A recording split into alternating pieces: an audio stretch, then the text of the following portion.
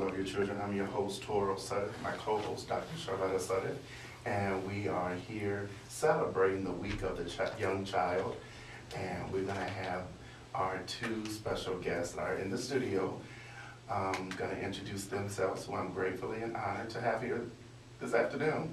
So I'll let you introduce yourselves and go ahead and start with your reading of your story. All right. Thank you, Toril, for having us. My name is Brooke Olson, and I'm with Allen Women's Health and the Together for Youth Coalition.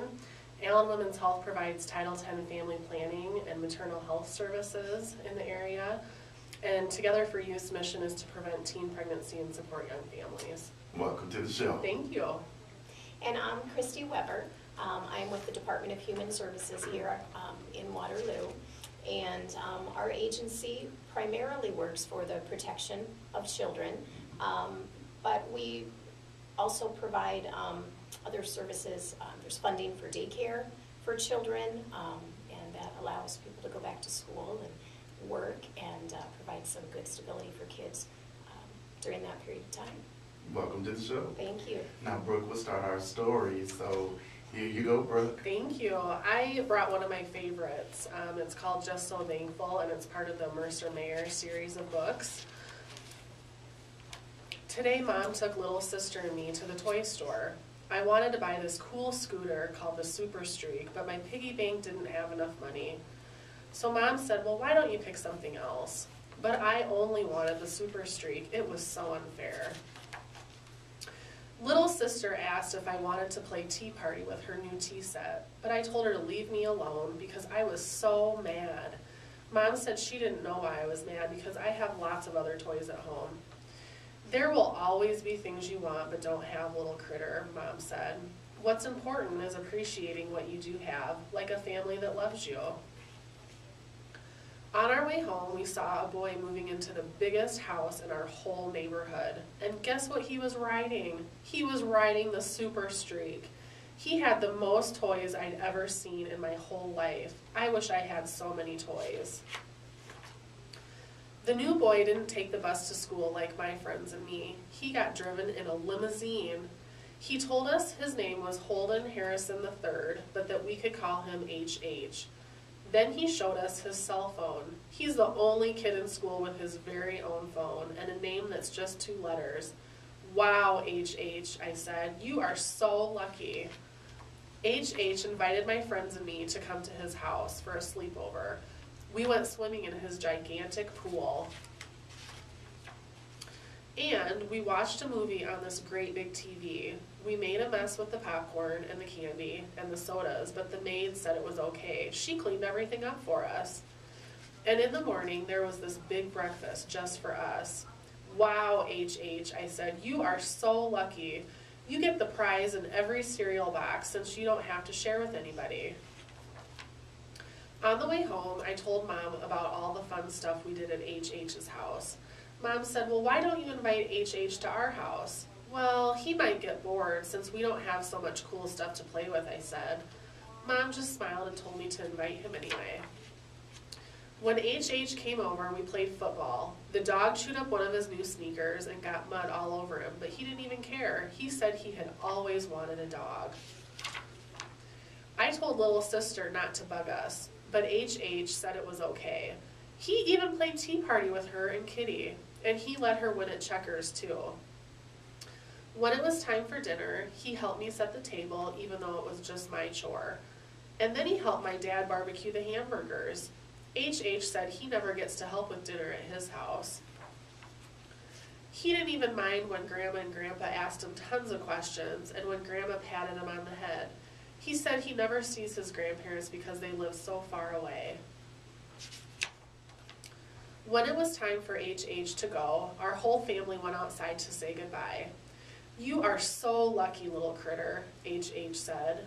And then I wondered what he meant, but then I looked around at my family, and all of a sudden I knew. Maybe I didn't have a Super Streak or a big fancy house and a maid to pick up my stuff, but what I did have was the best family in the whole world. Thank you, everybody, I yelled. Then I gave them all a great big hug. Thank you, Brooke. And now we'll hear from Christy. Thank you. I chose today to read Fluffy Bunny. It's one of my kids' favorites. Fluffy Bunny was the very littlest rabbit in his family. And being the very littlest in a very big family wasn't always such fun. Fluffy Bunny liked to hop and bounce, but his bigger brothers and sisters didn't always let him join in their games. He liked to cuddle up with his mommy and daddy, but they were often too busy. Sometimes Fluffy Bunny thought no one even remembered he was there. So one day, when no one was paying him any mind, he decided to go and find a new family, a family that always had time to play with him. Off he hopped, leaving his mommy, his daddy, and all his brothers and sisters behind. Fluffy Bunny hopped and hopped until he heard rustling and scampering noises. He peeped through the golden corn, and there was a family of field mice. "We're just going home for dinner," they squeaked. "Come and join us." "Maybe this family will look after me," thought Fluffy Bunny, and he happily skipped away with them. When they arrived, Mommy Mouse laid out a meal of nuts and berries for everyone to share. "Help yourself, Fluffy Bunny," she said. Fluffy Bunny turned pink to the tips of his ears. "I'm sorry," he said, "but rabbits can't eat nuts and berries." He remembered how his mommy always fetched him the sweetest grasses and dandelions to eat. "You've been very kind, but I don't think I belong in your family," and he hopped away towards the river. When he reached the riverbank, he saw a family of otters rolling and playing together. 2 cubs swam up to him. "We're playing chase," they called. "Come and join us." "Maybe this family will look after me," thought Fluffy Bunny. But Fluffy Bunny didn't like the otters' splishy, splashy river games. He didn't even like getting his feet wet. He remembered the fun he used to have playing hide and seek with his brothers and sisters. "I don't think I belong in this family either," he thought. So he said goodbye and hopped away towards the forest. Soon he heard a tap, tap, tap in the trees, and looking up, he saw a family of woodpeckers. 2 chicks flew down to him. "We're helping our daddy," they said. "Come and join us." "Maybe this family will look after me," thought Fluffy Bunny. Fluffy Bunny couldn't join in, but seeing the woodpeckers and their daddy reminded him of his own family. He sometimes used to help his daddy to dig in the burrow. He loved doing that.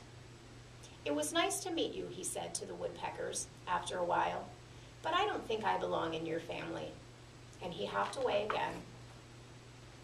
Fluffy Bunny was beginning to think he'd never find a new family when he met some ponies trotting along in the sunshine. He ran to catch up. "Hello, Fluffy Bunny," the ponies said. "Why don't you run along with us for a while? It's a beautiful sunny day." "What fun," said Fluffy Bunny, and they set off, with the wind rushing through their fur. But the ponies were much faster than he was, and soon Fluffy Bunny felt tired. He needed to rest. "Please, can we stop?" he called out. But the ponies were so far ahead they couldn't hear him, and in a moment they were gone. Poor Fluffy Bunny was left all alone. His ears drooped. None of the families he'd met had been right for him, and the more he thought about his own rabbit family, the more he realized that he missed them.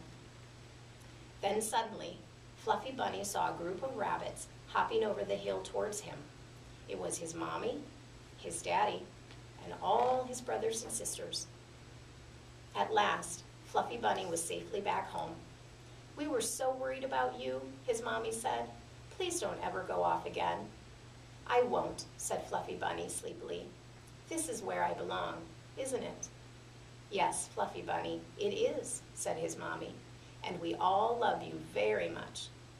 "I love you too," said Fluffy Bunny, and he smiled and closed his eyes. And that's the end, and we'll be right back with more great parent tips. So keep it locked right here.